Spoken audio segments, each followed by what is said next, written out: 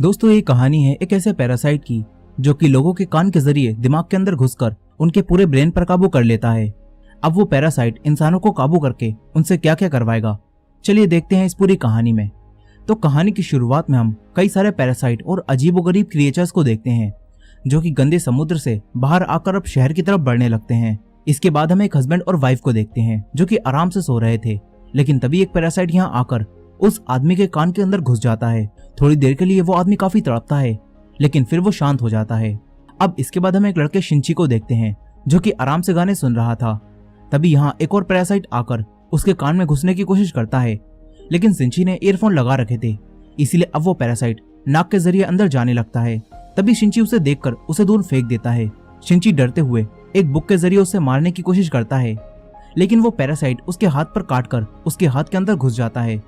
तभी शिंची घबराकर एक केबल से अपने हाथ को बांधकर उसे बीच में ही रोक देता है। तभी शिंची की आवाज सुनकर उसकी मॉम यहाँ आ जाती हैं। शिंची उनसे कहता है कि उसके हाथ में कोई कीड़ा घुस गया है, लेकिन उसकी मॉम कहती है कि ये लड़का मजाक कर रहा है। वो शिंची के पास आकर उसके एक हाथ से उसका दूसरा हाथ छुड़ा देती हैं और फिर देखती हैं तो यहाँ उन्हें कोई भी कीड़ा नहीं दिखता। उन्हें लगता है कि शिंची अभी से ही सटिया गया है। शिंची भी चौंक जाता है कि आखिर वो कीड़ा कहाँ गायब हो गया। अब तभी उसकी मॉम वही गाना सुनती हैं जो शिंची सुन रहा था। फिर उसकी मॉम शिंची से कहती है कि इस तरह के गाने मत सुना कर, तभी तेरे को ऐसे वहम होने लगे हैं। अब ये कहकर उसकी मॉम यहाँ से चली जाती हैं। शिंची सोचता है कि वो कीड़ा आखिर कहाँ गायब हो गया। अब अगली सुबह शिंची जब ब्रेकफास्ट कर रहा होता है तो उसे अपने राइट हैंड यानी कि जिस हाथ में वो पैरासाइट घुसा था उस हाथ में अजीब सा महसूस होने लगता है। फिर हम उसी आदमी को देखते हैं जिसके अंदर पैरासाइट घुस गया था। वो आदमी अब अजीब सा बिहेव कर रहा होता है और अब वो अपनी वाइफ के पास जाता है। अचानक से उसका मुंह एक बड़े से क्रिएचर के मुंह में बदल जाता है जिसके अंदर कई सारी आंखें थीं। उसकी वाइफ कुछ भी समझ पाती इससे पहले ही वो आदमी अपनी वाइफ को खा जाता है, यानी कि उस पैरासाइट ने इस आदमी के ब्रेन को पूरी तरह से अपने काबू में करके इसे एक क्रिएचर बना दिया है। अब हम फिर से शिंची को देखते हैं जो कि अपनी दोस्त सातोमी के साथ स्कूल जा रहा था, लेकिन आज शिंची का बिहेवियर थोड़ा बदला हुआ था और उसके राइट हैंड पर उसका कोई भी काबू नहीं था। वो सातोमी को गलत जगह छू देता है और सातोमी उससे गुस्सा होकर चली जाती है। फिर क्लास में पढ़ते हुए उसकी रेजर नीचे गिर जाती है और जब शिंची उसे उठाने के लिए हाथ आगे बढ़ाता है तो तभी उसका हाथ बड़ा होकर रेजर उठा लेता है। इसके बाद बास्केटबॉल खेलते हुए शिंची बॉल को काफी दूर से उसी हाथ से रिंग में डाल देता है। शिंची कंफ्यूज हो जाता है कि उसके हाथ के साथ ये सब क्या हो रहा है, इसीलिए वो वापस घर आकर इंटरनेट पर इस बारे में सर्च करता है। तभी उसके हाथ से एक आंख बाहर आती है। शिंची उसे देखकर चौंक जाता है, लेकिन वो आंख वापस अंदर चली जाती है। शिंची अब अपना हाथ काटकर आंख निकाल कर देखने वाला था, लेकिन तभी उसका हाथ एक बड़े से सांप में बदल जाता है और उसे ही डरा देता है। फिर उसका हाथ एक छोटे क्रिएचर में बदल जाता है। शिंची उसे देखकर काफी डरा हुआ था। तभी वो क्रिएचर कहता है कि मैं फेल हो गया। शिंची कहता है कि ये मेरे हाथ को क्या हो गया।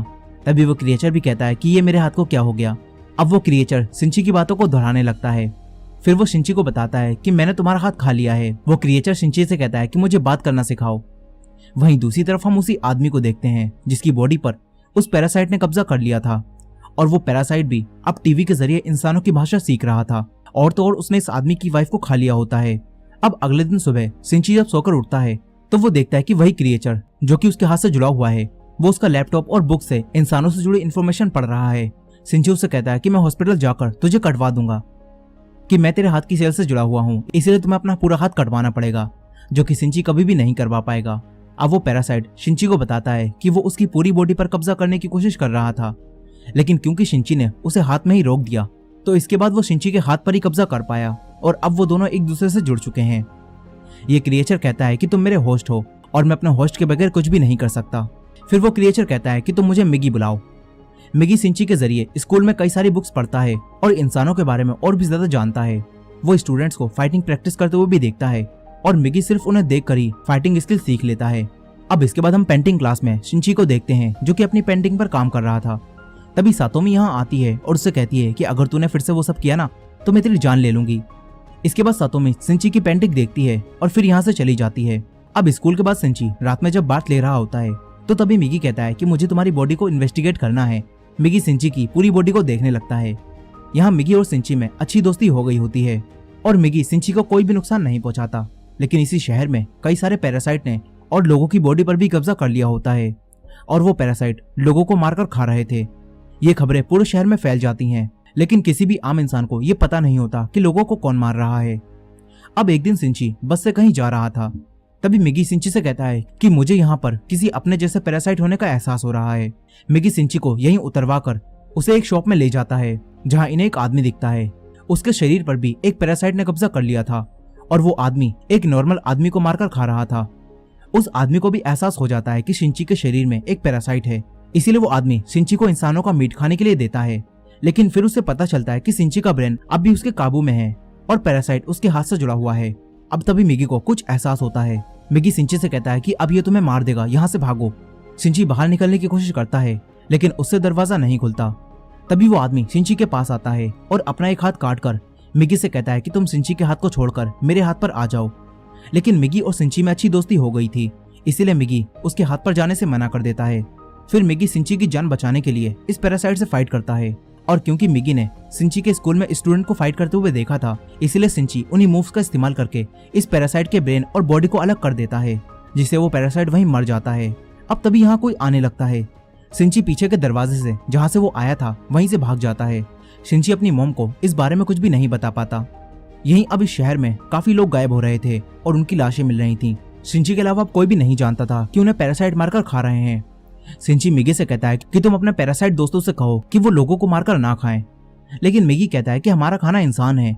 वो कहता है कि जैसे तुम इंसान सब्जियां और एनिमल्स को मारकर खाते हो, वैसे ही हम जिंदा इंसानों को खाते हैं। यहाँ मिगी सिंची से जुड़ा हुआ था, इसीलिए जब तक सिंची जिंदा रहेगा तब तक मिगी भी जिंदा रहेगा और सिंची की बॉडी से ही उसे खाना मिलता रहेगा। इसीलिए मिगी को इंसानों को मारने की जरूरत नहीं थी। और मिगी सिंची को धमकी भी देता है कि अगर तूने मुझे चोट पहुंचाने की कोशिश की ना तो मैं तेरी जान ले लूंगा। सिंची उसे कहता है कि तू एक डेमन है। वो ये कहकर सो जाता है। वहीं दूसरी तरफ उसी शॉप में हम एक पुलिस ऑफिसर को देखते हैं जिसे उसी पैरासाइट की डेड बॉडी मिलती है जिसे सिंची और मिगी ने मारा था। यहाँ इन दोनों पुलिस ऑफिसर को पता चलता है कि मरने वाले आदमी ने पहले किसी इंसान का मीट खाया था। ये दोनों पुलिस ऑफिसर्स अब इस केस को सोल्व करने की कोशिश करते हैं। अगले दिन हम सिंची को देखते हैं जो कि अपने स्कूल में था। तभी मिगी को एहसास होता है कि यहाँ भी उसी के जैसा कोई पैरासाइट है जिसने किसी इंसान को अपने काबू में कर लिया है। तभी इनके प्रिंसिपल इनकी नई टीचर तामिया रियोको को इनसे इंट्रोड्यूस कराते हैं। मिगी और सिंची समझ जाते हैं कि तामिया ही वो पैरासाइट है। यहीं तामिया भी अपने पैरासाइट सेंस की मदद से ये समझ जाती है कि सिंची भी एक पैरासाइट से जुड़ा हुआ है। फिर इसके बाद सिंची तामिया के पास जाता है। तामिया उससे कहती है कि मुझसे डरो मत, ये तामिया पैरासाइट बाकी पैरासाइट से बिल्कुल अलग होती है और इस पैरासाइट को एक्सपेरिमेंट करने का काफी शौक होता है। यहाँ तक कि इसने एक दूसरे पैरासाइट के साथ मिलकर अपनी इस बॉडी को प्रेग्नेंट भी कर लिया होता है ताकि वो ये देख सके कि इस तरह जन्म लेने वाला बच्चा आखिर क्या बनेगा। यहाँ सिंची उससे कहता है कि तुम यहाँ स्कूल में क्या करने आई हो। इस पर वो कहती है कि मैं बस नॉर्मल लोगों की तरह जीना चाहती हूँ। वो सिंची से कहती है कि मैं तुमसे और बात करती लेकिन तुम्हारी गर्लफ्रेंड हमें देख रही है और कहीं उसे ऐसा न लगे कि तुम नई टीचर को देखकर उसे भूलकर नई टीचर पर फिदा हो गए हो। इसीलिए तामिया सिंची को बाद में मिलने के लिए कहती है। अब तभी सातोमी जो कि इन्हें देख रही थी वो यहाँ से चली जाती है। तामिया सिंची से कहती है कि मुझे स्कूल के बाद मिलना। मिगी भी तामिया से मिलने के लिए तैयार हो जाता है। वो सिंची से कहता है कि मैंने पहली बार ऐसा पैरासाइट देखा है जो इतना शांत होकर अपने होस्ट की बॉडी में रह रहा है। अब तामिया के बारे में और ज्यादा जानने के लिए सिंची बाद में तामिया से मिलने जाता है। तामिया ने यहाँ पर 2 और पैरासाइट को भी बुलाया होता है जिनमें से एक हाई स्कूल स्टूडेंट शिमाडा होता है और दूसरा एक ऑफिसर मिस्टर ए होता है। ये दोनों तामिया के साथ मिले होते हैं। तामिया सिंची और मिगी को बताती है कि हम पैरासाइट को सर्वाइव करने के लिए आपस में मिलकर रहना होगा और इसीलिए हमने मिलकर पैरासाइट्स का एक नेटवर्क बनाया है और हम सब एक दूसरे से जुड़कर एक दूसरे को इन्फॉर्मेशन देते हैं ताकि हम सब इंसानों के बीच छुपकर रह सकें और अपने लिए रोज इंसानों को मारकर खा सकें। तामिया सिंची से भी इनके नेटवर्क में जुड़ने के लिए कहती है लेकिन सिंची कहता है कि मैं पूरी तरह से तुम्हारे जैसा नहीं हूँ, तुम सब एक मॉन्स्टर हो। तामिया कहती है कि हाँ हम सब एक मॉन्स्टर हैं, इसीलिए मैंने मिस्टर ए के साथ मिलकर एक एक्सपेरिमेंट किया है जिससे मैं प्रेग्नेंट हो गई हूँ और क्योंकि हम दोनों ही पैरासाइट हैं इसीलिए मेरे अंदर जो बच्चा है वो आखिर क्या होगा। इस पर मिगी तुरंत कहता है कि तुम दोनों ने वो इंसानों की बॉडी में किया है इसीलिए तुम्हारे अंदर एक इंसान का ही बच्चा है। तभी तामिया कहती है तो फिर हम कौन हैं? अगर हमारे अंदर इंसानों का बच्चा है तो असल में हम कौन हैं? हम बस इस बॉडी के जरिए जी रहे हैं। तामिया कहती है कि हमारे जीने का मकसद क्या है? तामिया इनसे कहती है कि इसीलिए मैंने हमारा नेटवर्क बनाया है और मैं पैरासाइट्स के फ्यूचर के बारे में सोच रही हूँ। तामिया सिंची को धमकी देती है कि अगर तुम्हें हमारा साथ नहीं देना तो हमारे खिलाफ कुछ भी करने की कोशिश मत करना, नहीं तो मैं 3 सेकंड में ही पूरे स्कूल को खत्म कर दूंगी। सिंची काफी डर जाता है। अब ये तीनों एक एक करके सिंची की डरी हुई शक्ल देखते हुए यहाँ से चले जाते हैं। तभी मिगी को कुछ एहसास होता है। मिगी सिंची से कहता है कि मिस्टर ए से सावधान रहना, मुझे वो ठीक नहीं लगता। अब इसके बाद हम एक घर को देखते हैं जहाँ काफी शांति थी और यही मिस्टर ए और शिमाडा यानी कि वही दोनों पैरासाइट इंसानों को खा रहे थे। फिर वो दोनों तामिया के पास जाते हैं। तामिया खुद पर एक्सपेरिमेंट कर रही थी, इसीलिए वो इंसानों को खाने के बजाय इंसानों जैसी रहने की कोशिश कर रही थी। वो इंसानों जैसा ही खाना भी खाती है। वो कहती है कि हमें इंसानों के बीच रहने के लिए इंसानों के जैसा ही सोचना होगा, तभी हम यहाँ पर सरवाइव कर पाएंगे। वहीं दूसरी तरफ सिंची काफी परेशान था, लेकिन वो अपनी मॉम को भी ये सब नहीं बता पा रहा था।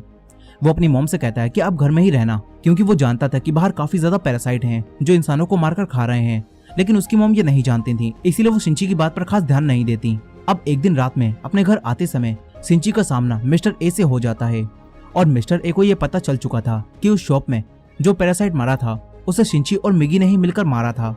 इसीलिए मिस्टर ए सिंची को मारने के लिए उस पर हमला करता है, लेकिन मिगी सिंची को बचा लेता है। मिगी मिस्टर ए से फाइट करता है। इन दोनों में यहाँ काफी तगड़ी फाइट चल रही थी। तभी सिंची आगे बढ़कर मिस्टर ए के अंदर एक लोहे का पाइप घुसा देता है, जिससे मिस्टर ए की बॉडी से खून बहने लगता है। और क्योंकि ये पैरासाइट एक इंसान की बॉडी में था, इसीलिए ये बॉडी कमजोर होने की वजह से पैरासाइट भी कमजोर होकर वहीं गिर जाता है। सिंची तुरंत यहाँ से भागकर अपने घर आ जाता है, लेकिन वहीं वो पैरासाइट अपनी बॉडी से रोड आर पार कर देता है, जिससे खून बहना बंद हो जाता है और वो पैरासाइट जिंदा बच जाता है। लेकिन उसे सरवाइव करने के लिए अब एक नई बॉडी चाहिए थी। तभी इस रास्ते से सिंची की मॉम गुजरती हैं, और ये पैरासाइट मिस्टर ए की बॉडी को छोड़कर सिंची की मॉम की बॉडी में चला जाता है। फिर थोड़ी देर बाद मिगी को एहसास होता है कि मिस्टर ए वाला पैरासाइट उनकी तरफ ही आ रहा है। वो सिंची को छुपने के लिए कहता है। सिंची एक चाकू लेकर वहीं छुप जाता है। तभी उसकी मॉम घर में आती है। मिगी समझ जाता है कि मिस्टर ए वाला पैरासाइट अब उसकी मॉम की बॉडी में आ गया है, लेकिन सिंची के लिए यह विश्वास कर पाना काफी मुश्किल था। तभी वो पैरासाइट डायरेक्ट सिंची के हार्ट पर हमला करता है और उसके हार्ट को जख्मी कर देता है। सिंची वहीं गिर जाता है। सिंची की बॉडी में अब एक छेद हो जाता है। फिर वो पैरासाइट यहाँ से कहीं और चला जाता है। यहीं सिंची अब मर रहा होता है, लेकिन मिगी सिंची को बचाने के लिए उसके हाथ से निकलकर उसकी बॉडी में चला जाता है। धीरे धीरे समय बीतता है और कुछ दिन बीत जाते हैं। मिगी सिंची के हाथ में दोबारा से वापस आ जाता है और सिंची जाग जाता है। सिंची अब बिल्कुल ठीक हो गया होता है। फिर मिगी उसे बताता है कि मैंने तुम्हारे हार्ट को ठीक करने के लिए अपने एक हिस्से को वहां छोड़ दिया, जिससे तुम्हारा हार्ट वापस रिकवर हो गया और तुम्हारी जान बच गई। मगर यहाँ सिंची दोबारा से जिंदा होने से बिल्कुल भी खुश नहीं था। उसके लिए अब जिंदगी में कुछ भी नहीं बचा था। यहाँ सिंची खूब रोता है। फिर अगले दिन सिंची तामिया के पास जा रहा था। तभी उसे रास्ते में सातोमी मिलती है। सातोमी उससे बात करती है, लेकिन सिंची का बिहेवियर अब फिर से बदलने लगा था। वो सातोमी से बात नहीं करता और भागता हुआ डायरेक्ट तामिया के पास आ जाता है। वो तामिया से कहता है कि मिस्टर ए कहाँ है, लेकिन तामिया कहती है कि उसे तो तुमने मार दिया।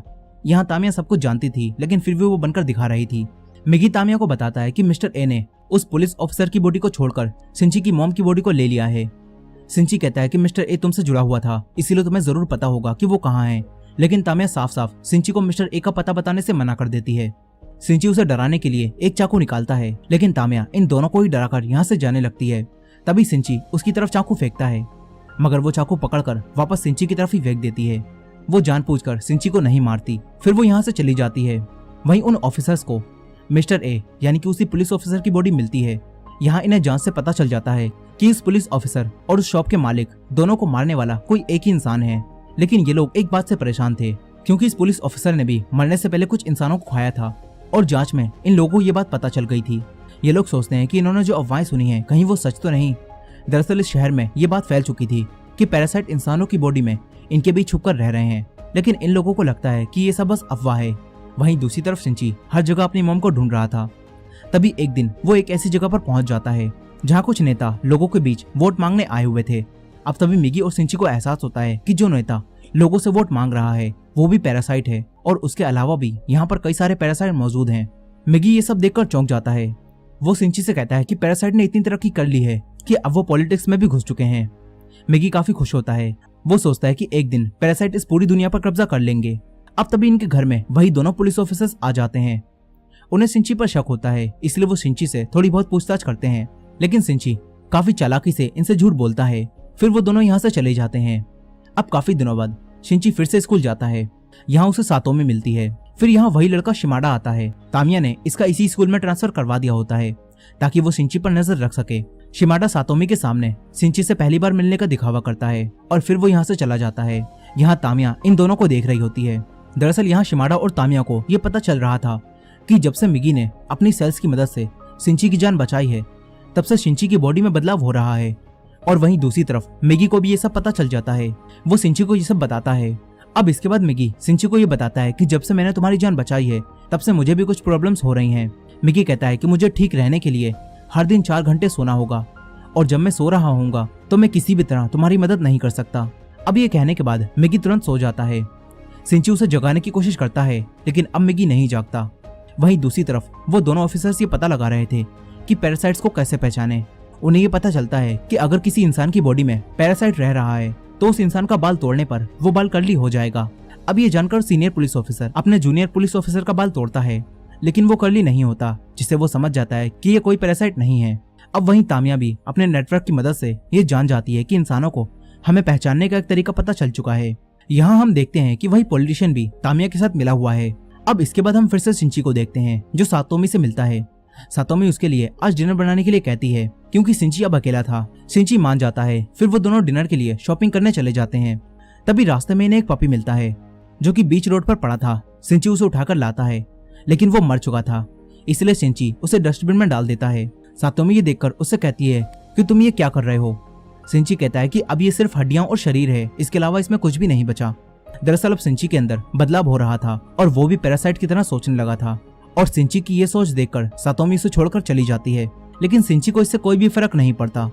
वहीं स्कूल का प्रिंसिपल जब तामिया को प्रेग्नेंट देखता है तो चौंक जाता है क्योंकि तामिया अभी अनमैरिड थी और अब प्रिंसिपल उसे कैरेक्टरलेस समझकर उसे जॉब से निकालने वाला था। वो लोग तामिया के मॉम डैड को भी ये सब बता देते हैं। फिर तामिया अपने मॉम डैड के पास जाती है लेकिन ये तामिया तो वैसे भी पैरासाइट थी, इसलिए वो इन दोनों को मार देती है। इसके बाद वो शिमाडा को कॉल करके कहती है कि तुम्हारे खाने का इंतजाम हो गया है, यहाँ आकर दोनों बॉडीज ले जाओ। अब अगले दिन तामिया स्कूल से जाने के लिए स्कूल से अपना सामान पैक करने लगती है। शिंची उसके पास आता है और उससे बातें करने लगता है।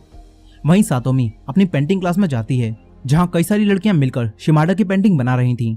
तभी एक लड़की मजाक मजाक में उसका एक बाल तोड़ देती है और वो बाल कर्ली हो जाता है। इसे देखकर सारी लड़कियां समझ जाती हैं कि शिमाडा एक पैरासाइट है। शिमाडा भी जान जाता है कि उसका राज खुल चुका है, इसीलिए वो इन लड़कियों पर हमला करता है। उसका मॉन्स्टर जैसा मुंह देखकर सारी लड़कियां डरकर चीखती हैं। उनकी चीखों की आवाज सुनकर शिंची उन्हें बचाने आने लगता है। तामिया भी समझ जाती है कि शिमाडा अपने मॉन्स्टर के रूप में सबके सामने आ गया है, इसलिए अब तामिया यहाँ कुछ केमिकल लोचा करने लगती है। वहीं सातोमी थोड़ी हिम्मत दिखाकर शिमाडा के सेंटर में एक केमिकल फेंकती है जिससे वो जलने लगता है, मगर इससे वो बेकाबू हो जाता है और इधर उधर हमला करने लगता है। सारी लड़कियां बचकर निकलने की कोशिश करती हैं। तभी सातोमी की एक दोस्त यहाँ मारी जाती है। शिंची जब तक यहाँ पहुँचता है तो कई सारी लड़कियां मर चुकी थीं। शिंची काफी घबरा जाता है। मिगी उसे शांत कराता है और इन हालातों में हिम्मत दिखाने के लिए कहता है। शिंची दोबारा उठकर सातोमी को बचाने जाता है। सातोमी शिमाडा से बचकर भाग रही थी। शिमाडा बिल्कुल एक जापानीज डेमोगोर्गन लग रहा था। शिंची आकर इस जापानीज डेमोगोर्गन को एक धक्का देता है और उससे फाइट करने लगता है। तभी यहाँ तामिया भी आ जाती है और वो शिमाडा को शांत होने के लिए कहती है। शिमाडा शांत हो जाता है लेकिन फिर तामिया यहाँ एक बॉम्ब फेंक कर चली जाती है। शिंची उसे देखकर सातोमी को लेकर नीचे कूद जाता है और फिर यहाँ एक धमाका होता है। इन्हें लगता है कि शिमाडा टपक लिया लेकिन वो जिंदा था। अब यहाँ पुलिस और एम्बुलेंस भी आ जाती है। सातोमी जख्मी हो गई थी इसलिए उसे हॉस्पिटल ले जाया जाता है। वहीं पुलिस ऑफिसर्स ऊपर आ जाते हैं। तभी शिमाडा आकर इन पर हमला करता है और इन्हें मार देता है। शिमाडा स्कूल की छत पर जाने लगता है। मिगी शिंची को ये बताता है और शिंची एक दूसरी बिल्डिंग पर जाकर एक लोहे की रोड लेकर मिगी को एक धनुष बनाता है और फिर इस लोहे की रोड को एक तीर की तरह शिमाडा के अंदर घुसा देता है। इससे शिमाडा वहीं मर जाता है। इसके बाद शिंची यहाँ से जाने लगता है। तभी यहाँ तामिया भी आ जाती है और वो उससे कहती है कि मैं अब थोड़े समय के लिए गायब हो जाऊंगी। तामिया शिंची को मिस्टर ए यानी कि उसकी मॉम का एड्रेस देती है। शिंची उस एड्रेस को ले लेता है। अब कुछ समय बाद यहाँ वही दोनों ऑफिसर आते हैं और जब वो दोनों ये पता लगा रहे होते हैं कि शिमाडा कैसे मरा तो उन्हें पता चल जाता है कि उस पर किसी ने दूसरी बिल्डिंग से हमला किया था, लेकिन इन्हें शिंची के बारे में भी कुछ भी पता नहीं होता। वहीं शिंची तामिया के दिए हुए एड्रेस पर पहुंच जाता है। यहाँ उसे उसकी मॉम मिलती हैं। शिंची उनका पीछा करते हुए एक ब्रिज के नीचे आ जाता है। तभी यहाँ मिगी को नींद आने लगती है। वो शिंची को ये बताता है और इस वक्त मिगी शिंची को बचाने के लिए एक हथियार बन जाता है। इसके बाद मिगी सो जाता है। अब तभी शिंची उसी हथियार की मदद से मिस्टर ए यानी कि अपनी ही मॉम से फाइट करता है। यहाँ शिंची अब काफी अच्छी फाइटिंग कर रहा होता है। वो मिस्टर ए को मारने वाला था। तभी उसे उसकी मॉम की आवाज आती है और उसकी मॉम की थोड़ी बहुत कॉन्शियसनेस अब भी जिंदा होती है। अब तभी मिस्टर ए शिंची पर हमला करता है, लेकिन उसकी मॉम की कॉन्शियसनेस की मदद से उसकी मॉम अपने हाथ से शिंची को बचा लेती हैं। मगर फिर शिंची को ना चाहते हुए भी मिस्टर ए को खत्म करने के लिए अपनी ही मॉम को जान से मारना पड़ता है।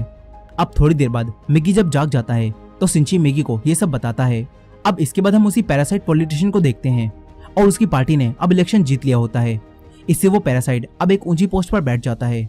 लेकिन इसी दौरान उन्हीं दोनों पुलिस ऑफिसर्स को हेडक्वार्टर बुलाया जाता है और एक दूसरी टीम का चीफ इनसे पैरासाइट के बारे में सारी इन्फॉर्मेशन ले लेता है, क्योंकि अब इंसानों को ये पता चल चुका है कि पैरासाइट्स इनके बीच छुपकर रह रहे हैं और इसीलिए इंसानों को बचाने के लिए ये लोग एक ऑपरेशन चलाने वाले हैं जिसका नाम है ह्यूमन लाइफ प्रोडक्शन।